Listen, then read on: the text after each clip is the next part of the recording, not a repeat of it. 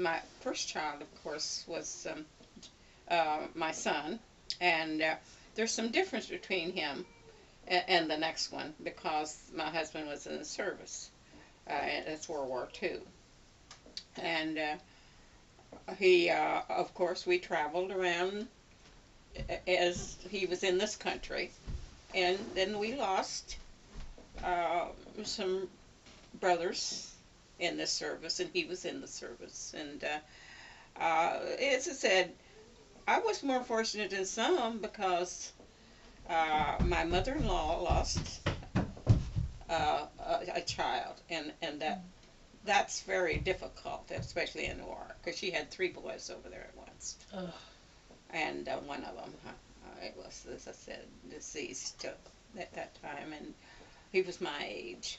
And yeah, we traveled around all over the country with my husband, the places he'd be stationed, and he was he wasn't sent overseas because he has had a hearing aid, and it didn't hear very well, but he did carry the wounded soldiers from one place to the other, and so he was stationary at certain places, and so we lived in all kinds of shacks, or whatever. I mean, I got $50 a month. That's what I got, and he got half of that back because he would run out of spending money, for they gambled.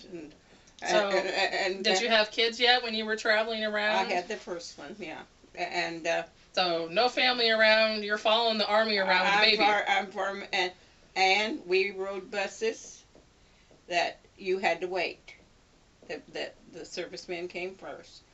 One time, the buses had come and gone a couple of times, and this one of the soldiers that was waiting to go, they let the soldiers go first, and one of them, he knew that I'd been there a long time with this child of about 18 months, and you know how they are at that age. Into everything. Trying, in a bus station that's full of people coming and going, and he walked up to me, and he knew that my husband was a soldier, and he said, "Do you want to go on as my wife?" I said, "You betcha." Oh, so we could get you on the bus? So I had lots of experiences during that time. And finally, it come towards, is at the end of it, why, of course, in between that time, see, I would go back and stay with my parents, and so that was our life. Through that, after World War II was ended and the boys came home, was probably the hardest time for us because there was no jobs. They had no money. They had no home.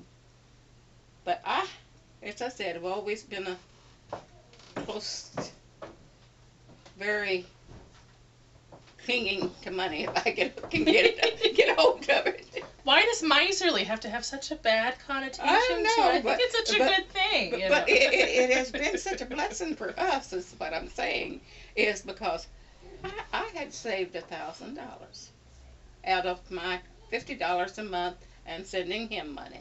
Oh, while he was traveling around. While he was traveling around. And so, at that time, land was cheap. And there was this little house. It had 25 acres on it. And it was for sale. And this is in Arkansas. Yeah, in Arkansas. Yeah. And it's about 15 miles from where my parents live. So, I bought it. And yeah, it wouldn't have anything in it. It was just you just cut a board. We used to have sawmills. Okay. And it was rough, so it wasn't planed or anything.